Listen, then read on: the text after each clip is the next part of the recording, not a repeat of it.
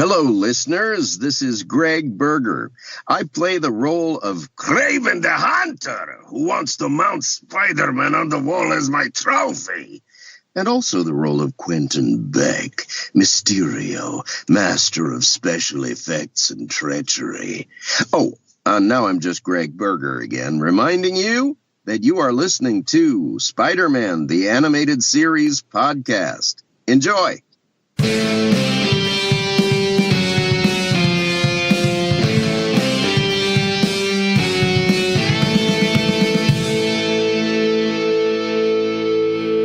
Hello webheads and welcome to another edition of Spider-Man the Animated Series podcast. I'm your host Alex Robson, and with me as always, or at least he hasn't been here in a bit but he's back again, my co-host, Marvel artist, my brother, all around happy, friendly neighbourhood guy, Mr. Will Robson. Hello everybody, very happy today. Nothing's been going wrong today. It's been a lovely, lovely day. Yes. I sense sarcasm in your voice. Yeah, I don't know if anybody, if anybody watches my YouTube, I tried to do a live stream today of me inking a Turtles cover, and I was literally falling asleep, and I was like, I am fucking done with this bullshit. I'm going to bed. Why are you so sleepy? Well, I didn't get any sleep last night, just randomly, because I got up to have a wee in the middle of the night, as I have to do about 7 times in my fucking life, because I have the tiniest bladder in the bloody world. And I got up, and then that woke up my fiance, which woke up my dog. And then she is coming down with a cold, which is lovely, because that means I'll get a fucking cold. So I'm trying to avoid it like the plague right now. Because when I get colds, I get them for about 2 weeks, because I had pneumonia when I was 20. And ever since I've had that, every time I get a cold, it's like having the bloody black plague. But besides that, yeah, we both couldn't fall back asleep. And so I moved to the sofa about 5 o'clock in the morning, and then she always gets up 7, so I had about 2 hours, maybe 4 hours in total of good sleep. And then my dog has been an absolute cunt today. Oh my god, she's been the fucking worst. I love my dog to bits, but she is 1 year old, and she's technically, I think when they're 1 year old, they're 15 years in dog years or something, and the teenage stuff does translate from humans to dogs. She has been so disrespectful, so naughty, and any punishment I throw at her, she just continues to be naughty. So I've dealt with that today, and I've just been tired. I fell asleep. I had to take a kip in the middle of the day for about 3 hours, and I still haven't recovered. I just had a takeout that's made me feel like the fattest person in the world. So I'm having a lovely time. Let's do a podcast. Yeah, but we're talking about Spider-Man. We love Spider-Man, so that would cheat. Like Spider-Man. Okay, well, I'm sorry that it's been a day. For all our listeners out there, if they have French Bulldogs and any tips, feel free to message us on Facebook with any advice on training them. Tip 1, don't get one. So how's the life of a comic book artist outside of your shitty day? Well, it's going good. I'm nearly done with this. I'm working on it right now. This 4-page annual stuff I'm working on. I have no idea if I'm allowed to say if I'm on the book, because there was an article that was released that said all the artists on the book but me, and I was like, all right. I'm like, do I even have this job? Oh, weird. I think it's weird. You have to wait for previews when Marvel gives these companies an update, and then you can talk about it. Because I don't want to blow any cover of me saying it beforehand, because that could jeopardize future work. But I'm nearly done with it. I have it done on Monday, and I'm also doing the final cover to Big Trouble in Little China. I've done 12. Well, I've done 11, and this will be the 12th one. The connecting covers, which is going to be crazy to see when it's all done. And today I was working on Teenage Mutant Ninja Turtles cover, and I've got the second issue of my image book with Schmod McSchmarlin coming up soon. So, yeah, someone that you don't look up to at all. No, I don't like Schmod. And also, your Venom cover was released recently, wasn't it? It came out today. That's right, it did. Yeah, I was actually supposed to be the artist on that book, but it was a double shipping book, and I couldn't keep up with the schedule with my image book. So sadly, because I did advertise to everybody like, hey, I'm drawing Venom, but I'm not. So if you picked up that book, thank you very much for getting the cover, but the interior art is different. Yeah, but still, it was great to see a Spider-Man the Animated Series influenced Venom on your cover, because obviously it's your own Venom by your own right, but he's bulky and he looks like just a big brick shit house, and it was definitely, the moment I saw it, I was like, oh, that's some Eddie Brock from Animated Series right there. Yeah, I mean, I always go for McFarlane's Eddie first, and then the animated series where he's a ginger, which is still jarring, I think. Oh, that's true. As a ginger, even I find it jarring. I'm like, ew, where's his dyed blonde 90s frosted tips? Oh, no, don't dye my hair ginger, come on! Oh, come on, I got enough bad stuff in my life. Why do I have to be a ginger? Spider-Man hates gingers, come on!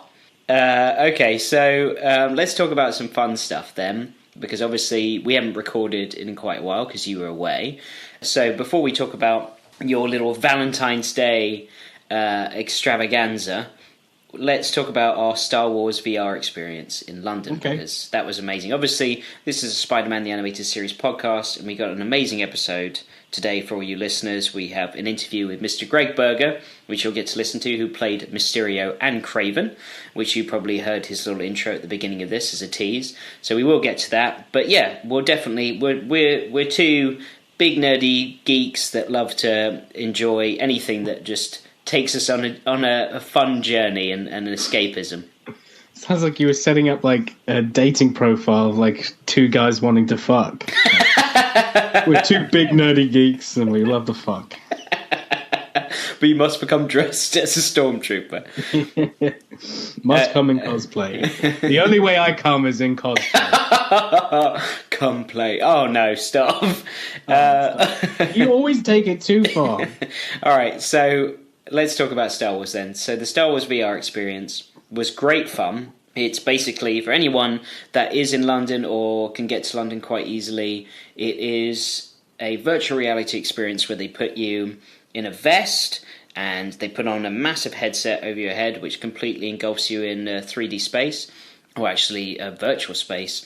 And the moment that you go into this facility, you look at all your teammates and they are dressed as stormtroopers. And if I waved at my brother, he would see a stormtrooper waving at him, and if he waved at me, the same thing. So that was pretty cool, wasn't it?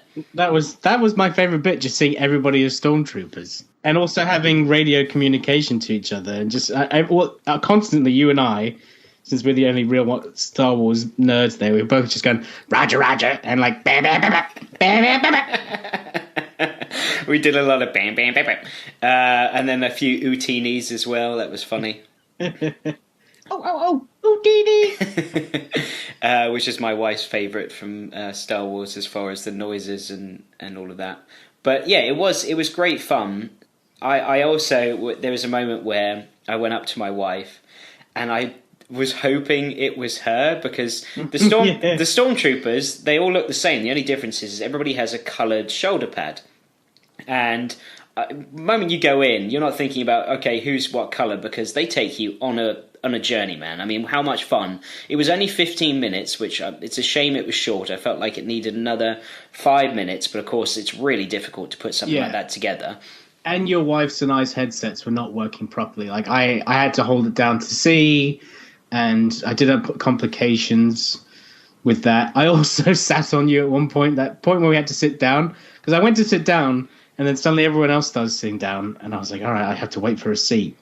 And then there was like a little opening, and I'm like, well, I am a big guy, and they're making me sit in the middle of people. And this, I know everything was slightly off to the left as well. Yes. And I remember I sat on you, and I was like, oh, thank God that wasn't Sydney, because it'd just be so awkward if I suddenly like sat on your wife.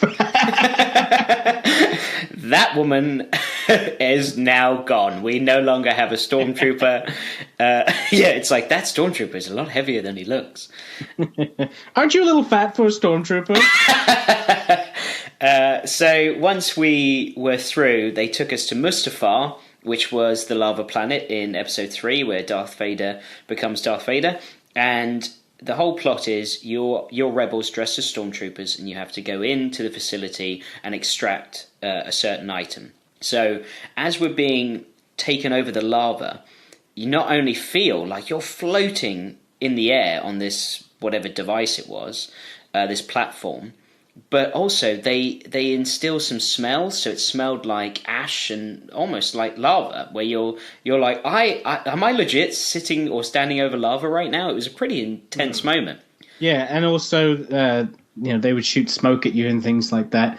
And that first bit when the doors open and they're like, all right, head out on the platform. It's a skinny platform with no railings across a pit of lava. And I was the first one to step out, and I was like, this is actually pretty jarring. Like, I actually felt like I had to balance a bit. And I'm like, I bet if I took my headset off now, I'd just be in a room, like with a complete floor. I'm not on a big bloody balance board, but I actually did. That was something where I felt immersed, because it made me feel like I had to balance my body. Yeah, it's really convincing. It was so impressive. I mean, with my work that I do in London, I work with computer generated imagery, but that's the advertising platform. And with virtual reality, which is the next step for computer generated imagery, just as a standard through not just advertising but media and movies and all that, this was the first real experience where I thought, this is something. This is going to go. And yeah, it's because it's different to regular virtual reality, where if you play any of these PlayStation whatever virtual reality headset experiences, you stand still, you move with a controller. This is a virtual reality world mapped across an actual physical room. So what you're doing is mapped out, and you have to legitimately walk around. That's why it was jarring to walk across that platform. I wasn't moving a character with me being inside of its eyes. I was that character. And to the point so where if you were being shot at, you'd feel it because you were wearing a chest plate. When I first got shot, I actually thought for a brief second, I was like, oh shit, I've been shot. Like I went into a hunch mode, because that vibration was so jarring and out of nowhere, because they don't tell you, hey, if you get shot, you're going to feel like a quick, sudden vibration. Well, I'm glad they didn't. Everything was spoiler free about it as well. Sorry. I mean, spoiler warning. We're talking about this, but yeah, when I went into it with absolutely knowing nothing about it, and the guns, I liked the way that they moved as well. When you shot them, you could feel them shooting. And the only problem I had with the guns was you never had to reload, so there's no point to the reload bit. And did your gun have 2 triggers on it? It did, and I tried hitting the second one and nothing happened. Yeah, I was like, is this like a rocket cannon or something? But no, it wasn't. Yeah, but, I mean, going back to it, because we went in with no guns, and then we were discovered as rebels dressed as stormtroopers, so the alarm sounded, and we went into a room, and there on the wall were, obviously in the virtual reality space, were guns on a rack. And you're going up and you're thinking, no, really? And the moment you grab it and you grab the gun, you see your stormtrooper hand grab the gun, and then you suddenly feel an actual physical gun in your hand, and you pull it back and go, oh my god, I've got a gun now. I was looking at it like, this is the legit gun from the film. It was amazing. And then alarm sound, and I hear blasters coming from outside, and we ran out into a room, and my wife tapped me on the shoulder, and she just said, they're above us. Now I turned around and looked. Yeah, I remember hearing her say that. Oh, and when I turned around, this is my favourite part of the whole experience. When I turned around, there were 2 stormtroopers standing on a platform above us, and it looked like the Death Star, because it was that grey room with those white slit lights going down it, those like fluorescent lights. And I thought, I'm in A New Hope. It just immediately took me to that scene where Luke is being shot at, and Luke and Leia are being shot at by the stormtroopers. And it was amazing. And then to shoot them and see them go down, I could have stopped there and gone, well, that was amazing. But then obviously we just kept on going, didn't we? And encountering stormtrooper hordes after stormtrooper hordes. Yeah, and I was, the first thing you interact with is a lever to open the door. And for some reason, I don't know why I was in front of everybody, but I was. And so I was the first person to interact with something. And it kind of threw me off a bit because it wasn't super immersive. It was like, quick, pull that lever. And I went to grab the lever and it didn't match up to my hand. So I had to like pad around to find it. I was like, all right, there's the lever. And I was like, is this going to be the whole experience like this?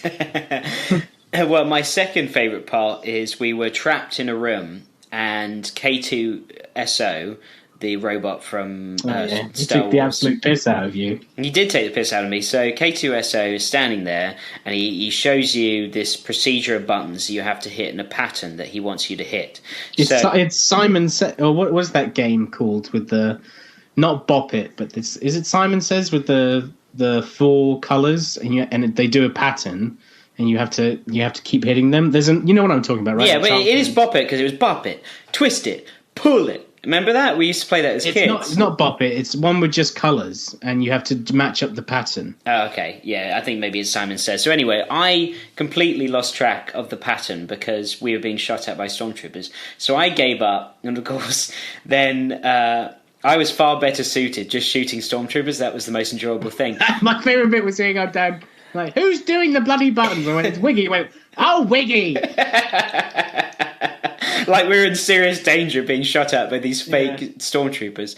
Anyway, that was my second favourite bit, because once I took post by the door, suddenly I felt like another Star Wars moment where a door is trying to be closed, but it's jammed, and you have to like figure out the sequence, and you're shooting at stormtroopers, trying to hold them off while someone like, it's not R2-D2, but someone like that in the film is trying to figure out how to close the door. And those were moments that you could not get out of any other experience but that. If you're a Star Wars fan, you are immediately put into the situation, and you will love it. I guarantee you will love it. Yes, there was problems with some people's headsets. I've worn VR headsets before, so I knew exactly how to put them on, because there's 2 different places on your head.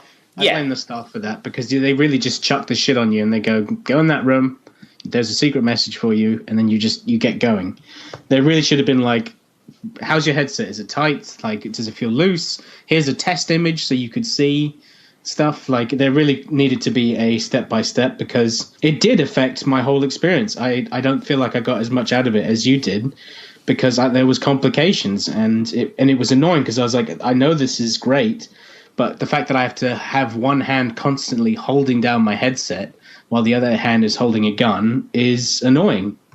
Yeah, and that would be annoying. It costs like 50 or 40 quid a head as well. So it's like, all right, come on, guys. Yeah, the staff definitely did not instruct people how to put their headsets on properly, which obviously then caused the problems. But regardless of that, I mean, then you had Darth Vader show up, which was so intense when he was across from you, and when he got close, I was like, all right, I'm dead. We're dead, yeah. And I thought, because he's across the room from you, but there's this big hollowed hole in the middle, so you're thinking, okay, he can't get to us, and he's just standing there. And the way he revealed himself is much like Rogue One, where he pops the red lightsaber in the dark, and you're like, that's Darth Vader. And before I shot at him, I just was standing in shock, thinking, oh my god, it's Darth Vader, he's right there. Like, I'm seeing some sort of celebrity. I tell you what I was impressed by was we were all shooting at him, and I saw my bullets leave my gun, and he distinctly blocked every single shot. And I was like, that's pretty impressive, because we're all shooting at him. Yeah, and it's completely sporadic. In our own aim, and it is sporadic, and he's blocking every fucking shot with his lightsaber. I was like, wow, whoever programmed that is pretty impressive. It was. And then, of course, a platform emerges in the hole, and he starts walking towards you, and he's getting closer and closer, blocking every shot. And I'm thinking, do we all die in this VR experience? Is that how we end? Does Darth Vader kill us? Which, to be honest, I would be okay with.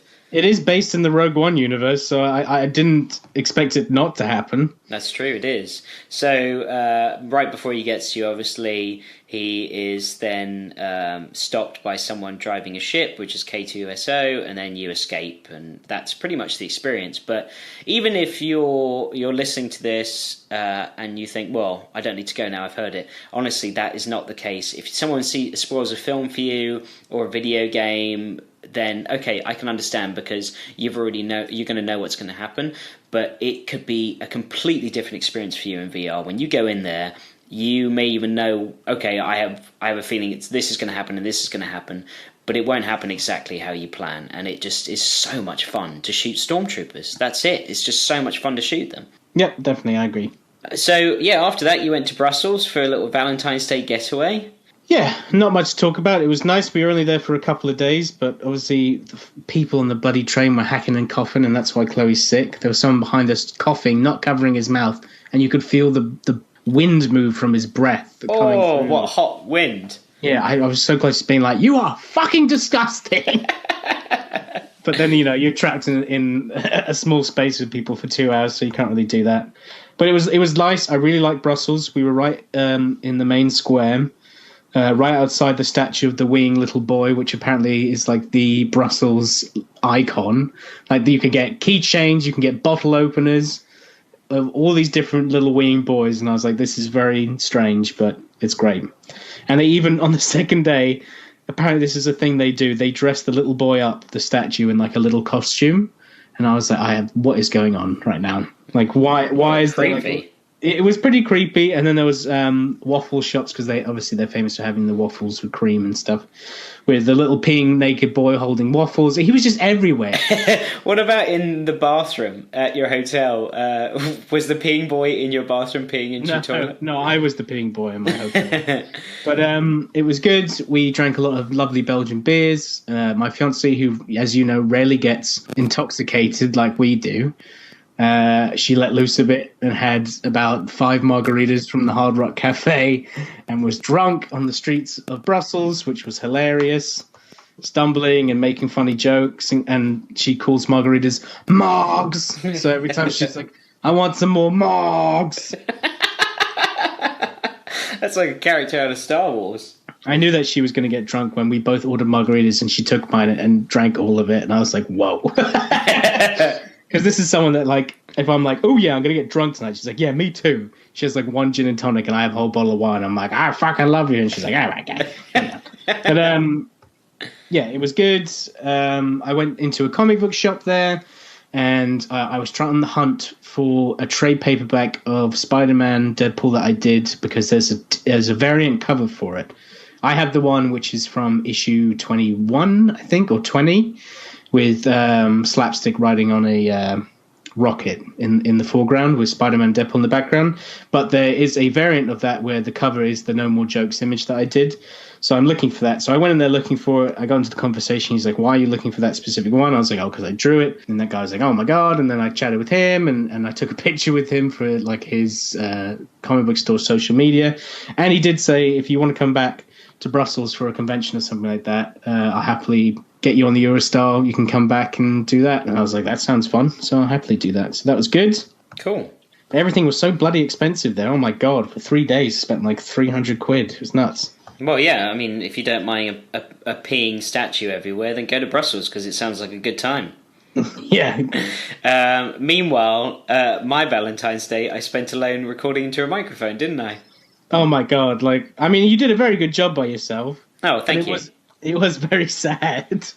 It was just, I first felt like you're like that lonely radio voice, like, hey, all you wannabe lovers out there looking for some love in an empty cauldron of life. I'm here to tell you it's okay, baby. Let's read some blue Spider-Man, because we're all a bit blue today, even though I'm married. And I'm going to celebrate it tomorrow. My wife's off being a professional wrestler. Suddenly, we've changed the tone. I don't know who that reminds me of, but it was suddenly like smooth jazz voice, and then that last bit, I don't know what that reminded me of, but it was very different. It's me doing my what's the actor's name that plays Lando Calrissian? Oh, that's what I'm thinking. Thank you so much. Yeah, that's my impersonation of him. This deal's getting worse all the time. Well, that's a pretty good Lando. Oh, thanks, man. That was shocking. Do another one. I need a line. How many bloody Lando lines are there? What about, what are you doing here, you old pirate? No, it wasn't very good. You just sound like a bloke down at the pub. And his mates just walked in. What are you doing down here, you old bloody pirate? Your ship. Maybe it was a one-off, but it was a good one-off. Hey, what have you been doing to my ship? No, you lost it, but that's okay. This deal's getting worse all the time. No, I've lost it. It's gone. I had my moment. You did. It's been recorded, so it's official. Yeah, I'll listen back to it and be like, it wasn't that good. I don't know what I was thinking. Okay, so you enjoyed my solo episode, though, for the most part. I did. Yeah, it was fun to do. And different. It was nice to listen to that story again, because I haven't read it in so long. And I'm like, what is my favorite comic book writer? I was just about to ask you that. I was like, I really don't know, because recently I fucking love Jason Aaron. I think he's amazing. This is the guy that writes Southern Bastards. That's like one of my favorite comic books out there. But then I also love Robert Kirkman for everything he's done with Walking Dead and the Marvel Zombies books. And I like Outcast as well. And then you got people like Frank Miller, who's one of the reasons you get into reading comics. And I was like, I cannot say. I can easily say my favorite comic book artist of all time is Greg Capullo, hands down. Easy peasy. But with writer, I honestly couldn't tell you. It just depends on who's writing stuff. Because today, if you notice today, there is a lot of good comic book writers out there today. It's definitely the time of the comic book writer and not the artist. And that's coming from a comic book artist. Yeah, no, it's true. I mean, I was going to ask you about comic book writer, but also I was going to ask you, I rediscovered Spider-Man Blue. I've known about it. I haven't read it in a while. And then when I read it on Valentine's Day, I thought, this is my favourite Spider-Man story. And I thought about it for a while. I wasn't just, oh my God, I forgot how good this is. I love it. It's my favourite. I thought about all the other ones, but it is definitively, I think, just a little bit higher. Just not even head and shoulders above, but just a little bit higher in its own story that crafts something that really impacted Spider-Man in his life, big time. Losing Gwen Stacy was big, but this was the prologue to that, and that added so much more emotion that if I did go back and read The Death of Gwen Stacy, I would use Spider-Man Blue as, oh God, and all of this happened, and this is how they met. Yeah. In my mind when that happened. So yeah, it's my favourite, and I don't know if you know your favourite or not. I think my favourite Spider-Man story, one that I loved to read, was and it's very old as well, but it's the David Michelinie Secret Wars, into him getting the symbiote for the first time, and then him dealing with the symbiote, and then eventually leading towards Venom. It all flowed really well, and it was something I didn't expect to enjoy.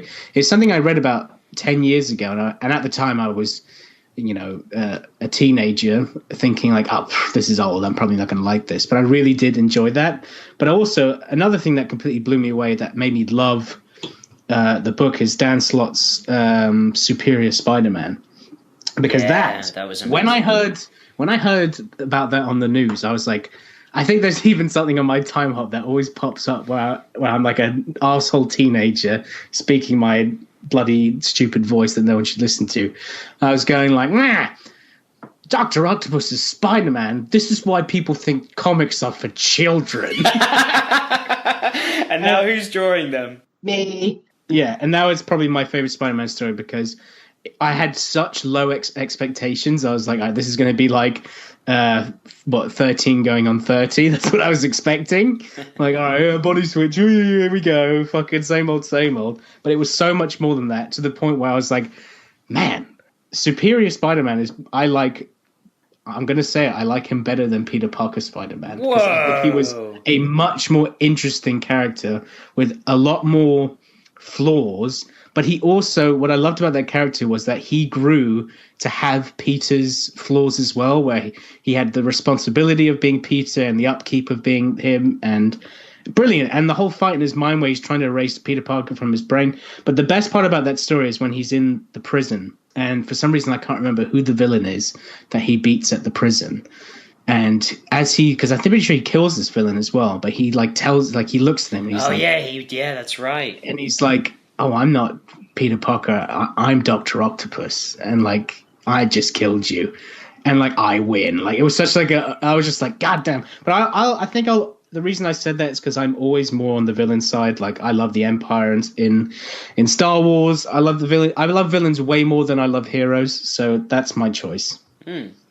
Well, I definitely love that story, and I would not fault you for saying that it's your favourite story. To say that you prefer Doc Ock, Spidey over Peter. I mean, hey, if that's your opinion, go for it. But that was shocking because I will state that on a podcast about Spider-Man: The Animated Series. And also, I always have hated Dr. Octopus. I always thought he was a lame villain, and I was never into him. This book made me into him. So the reason it's my favorite is because it changed my mind on so many things. Okay, cool. That's good to know.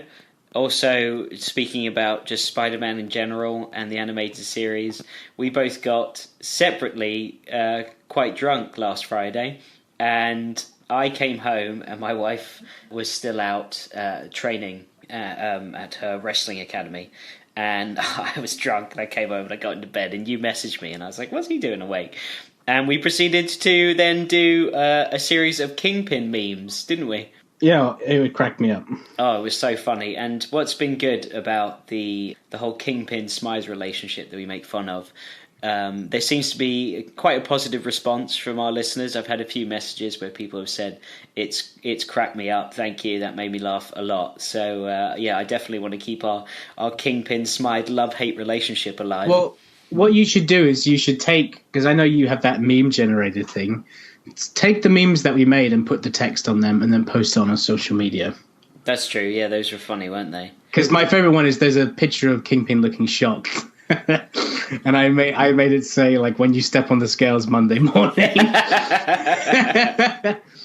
Oh, man. What do you think Kingpin and Smythe would do on Valentine's Day? Smythe. Smythe! Nobody's by Valentine today, Smythe. Nobody brought me any chocolate-covered strawberries. But, sir, I could go to the shop and get you some.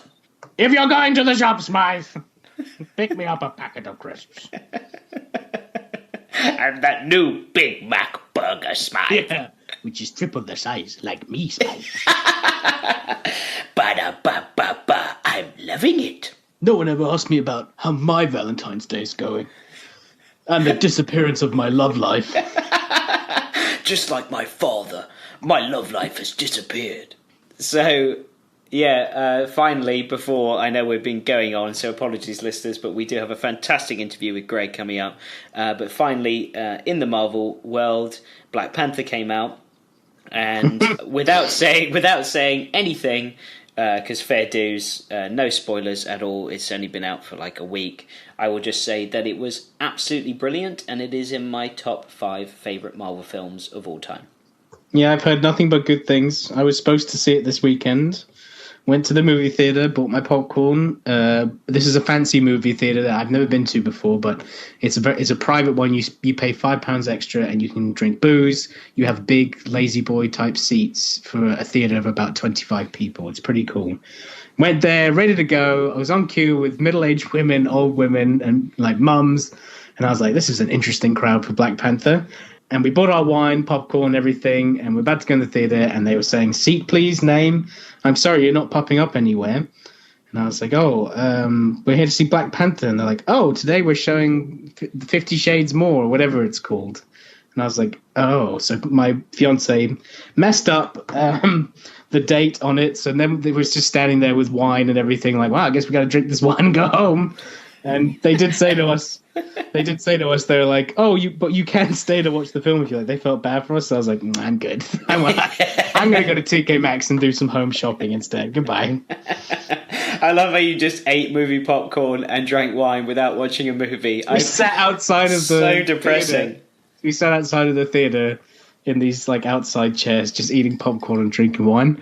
It was good though. Yeah, exactly. Movie popcorn's movie popcorn, right? It tastes good. And they were like, see you next week. And I was like, yeah.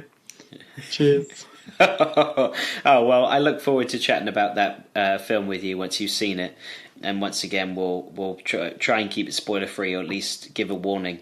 So before we go into the Gregg interview, I just want to quickly say, if you enjoy this podcast, please be sure to rate, comment, and subscribe to us on iTunes, as it helps us wall crawl up the charts and attract more listeners. You can also find us on SoundCloud if you're not an iTunes user. Also, be sure to visit us on Facebook, Twitter, and now a YouTube channel that I just created that's going to load up all the episodes as well. You can keyword search STAS podcast, that's Spider-Man the Animated Series podcast, to find any of those. And you can see images, clips from recent episode discussions, Kingpin memes now, chat about the show, as well as leaving any comments or suggestions about the podcast. So please feel free to visit our sites there and let us know what you think. You can also follow Will on his social media pages to see his artwork, stay up to date with what he's working on, and get a glimpse into the workday of a comic book artist. Will, where can our listeners find you? Anywhere on social media at Robson Inc. INK. Cool. And if anybody is listening and doesn't have social media because they just don't like it, you can also email us, staspodcast@gmail.com. Right, so, Gregg Berger, without further ado, Mr. Kraven and Mysterio himself. I hope you really enjoy it. Obviously, Will could not be here for this interview because he was coming back from Brussels when I recorded it, but nonetheless, it is definitely great fun. So I hope you enjoy.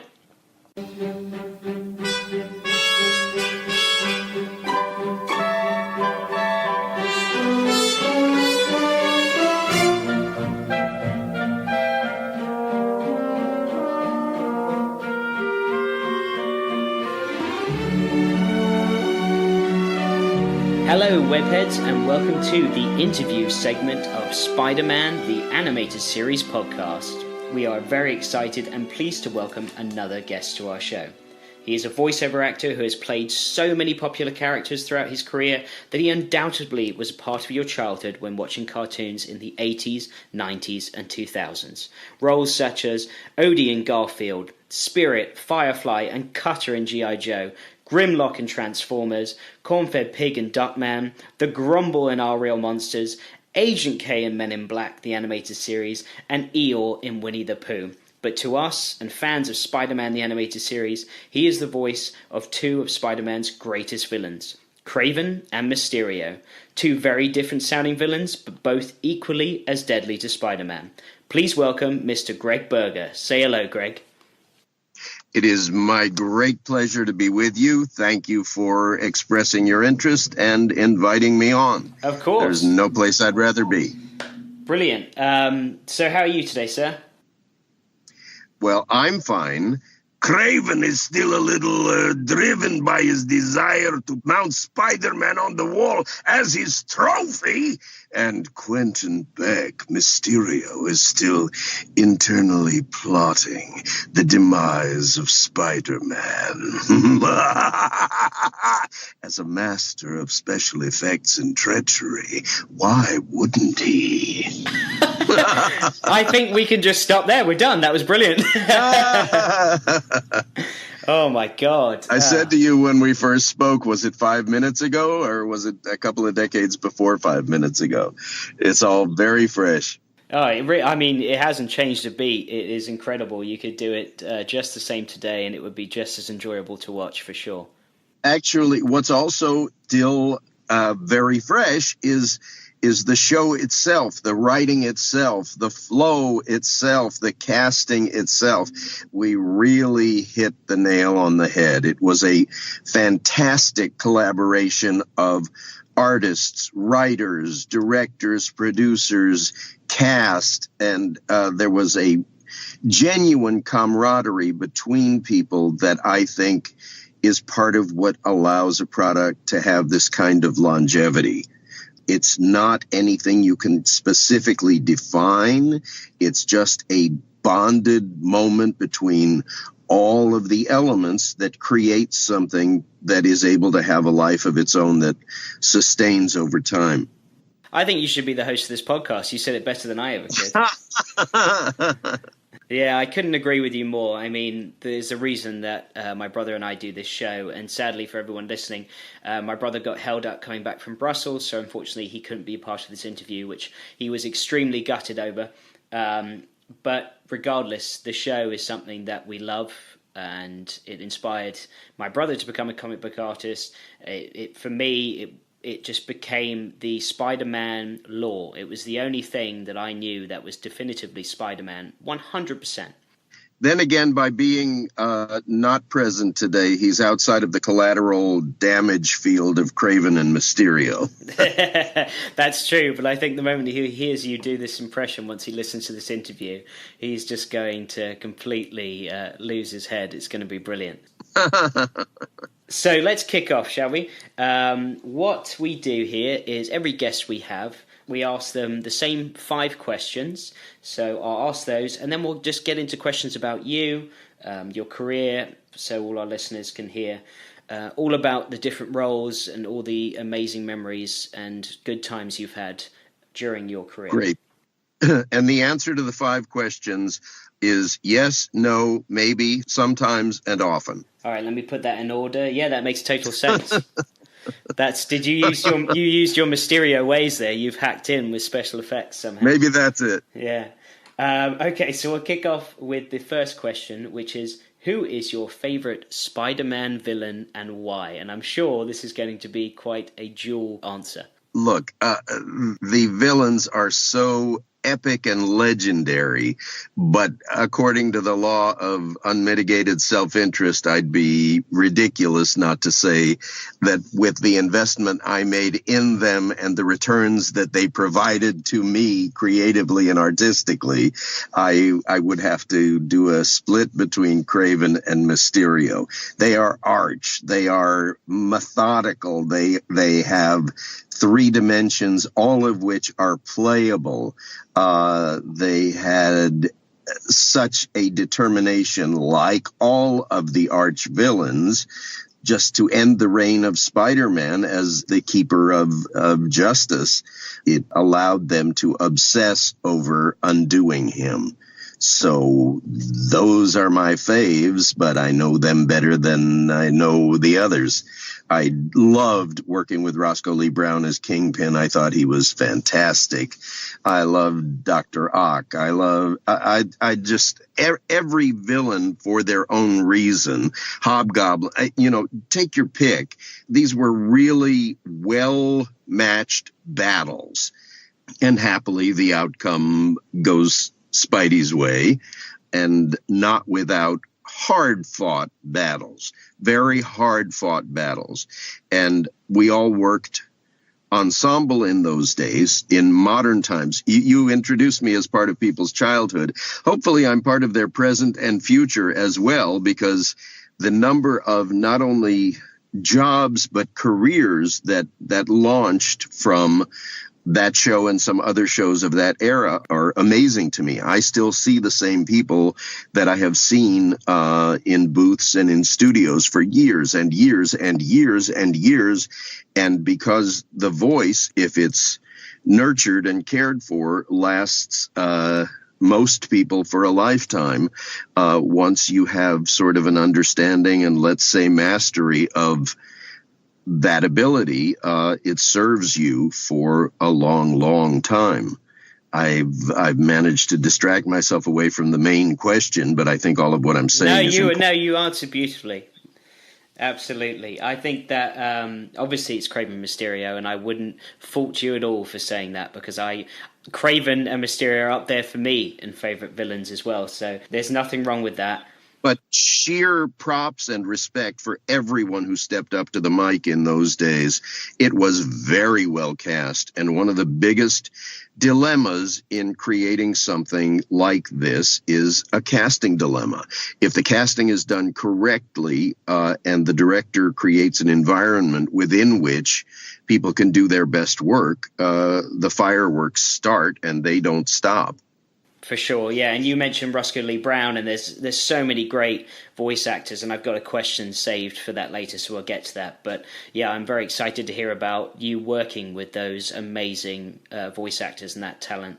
And in your own right, man, when I read a Spider-Man comic to this day, and I just reviewed a very popular Spider-Man comic, Spider-Man Blue, which features Kraven in it. And every time I read a comic book and Mysterio or Kraven in it, your voice impressions from that show is what reads in my mind when I'm reading those characters. So, hey man, props to you. It is Kraven and Mysterio to me, 100%. You just made my day, and you made many days by saying that.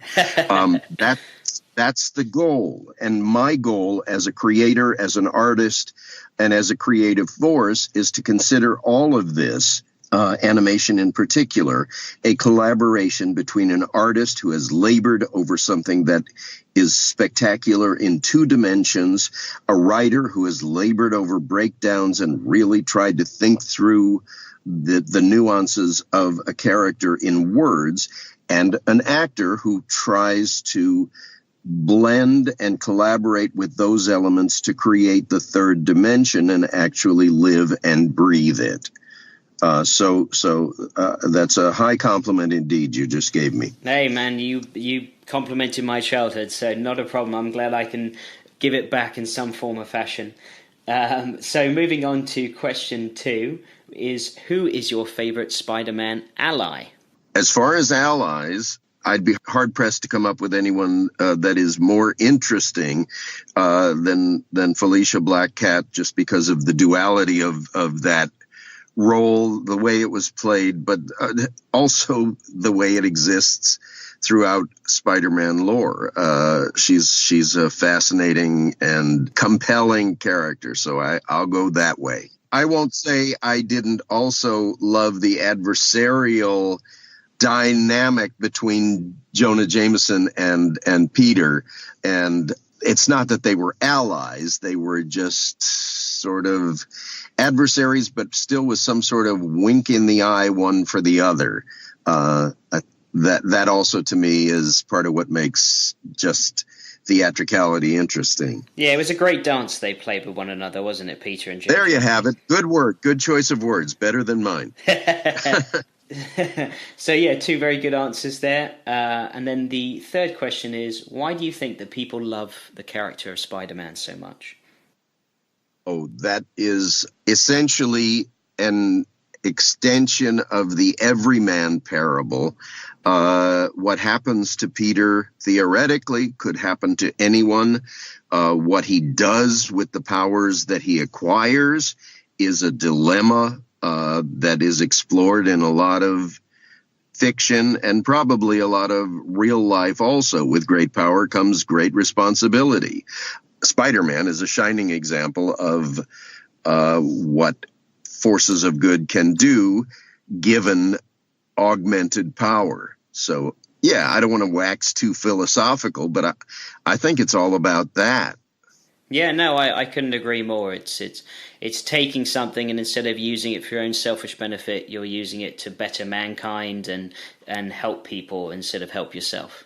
I'm going to add to that because it's also a coming-of-age story. So it appeals to a certain demographic. It appeals to all demographics, but you also have that sense of coming of age and what to do with that growth also. I don't want to make it all heavy.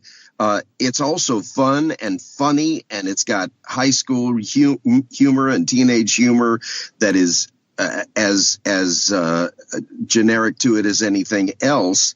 So it's all of the above. There's silly fun, there's stupid fun, there's intensity, and there are battles that need to be fought and need to be won. So, you know, it's kind of a treasure chest. For sure. Yeah, no, absolutely. Question 4. What's your fondest memory of working on the show? What's something that just instantly pops in your head and when you think about Spider-Man, the animated series? Gee, I'm going to not try to dodge the question, but my joy is as genuine outside the studio, just getting acquainted with cast members who become friends for a lifetime, and John Semper and Roscoe Lee Brown and the Wally Burr sessions that I was present for, and Ephraim Zimbalist in the lobby. Just the whole nature of it was bad coffee, good gossip, really genuine green room, just experience to savor. So I'm going to go all encompassing on the answer rather than try to fine tune and pick moments. It was all good. And it's such an extraordinary franchise that to be asked to be a part of it is a major feather in my cap, anyone's cap. And then to find out that what you're creating in real time has a longevity and life of its own, then that pride continues for many years after the original recording of the series. For sure. Yeah, no, I'm just in those nuggets you gave there. It already got me excited because you're talking about Efren Zimbalist Jr. in the lobby, and then inside you've got Ross Kelly Brown, and then you've got like Martin Landau as Scorpion. I mean, that is incredible to be able to experience that stuff for sure. Okay, cool. No, absolutely great answer. And then finally, if you could have one of Spider-Man's abilities, whether it be web slinging, wall crawling, super strength, super agility and balance, or spider sense, which one would you choose? Wow. I would choose spider sense, which is kind of a blessing and a curse, I would imagine, as it was for Peter. It would be an enormous responsibility to have access to that much information and data, but then you have to figure out ways to sort it and categorize it and itemize it and put it in its place. It seems like that would be an extraordinary power to possess. I'm not wishing for it because you have to be careful what you wish for.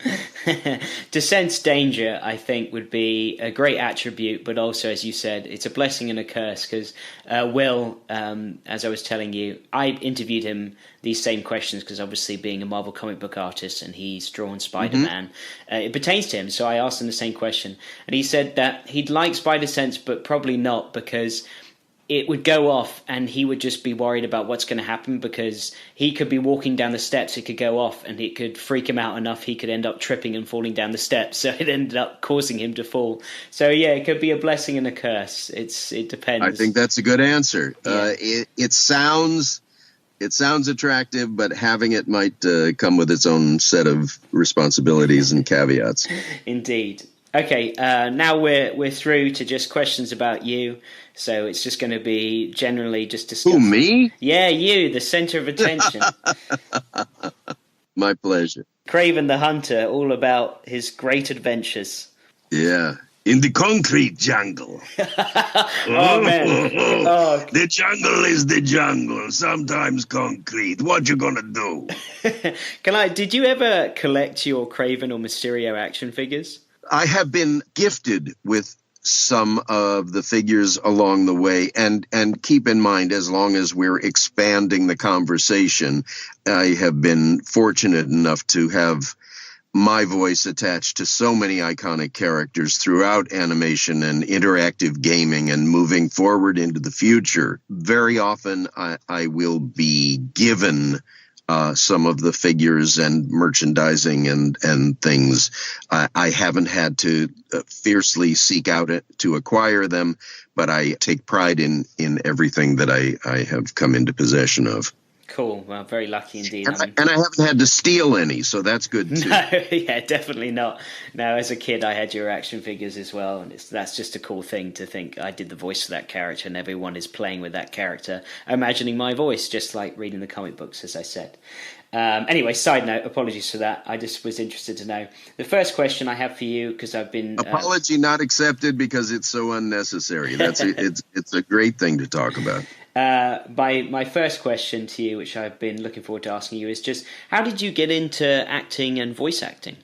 I really hate to interrupt a megalomaniac when he's on a roll, but here's Web in Your Eyes.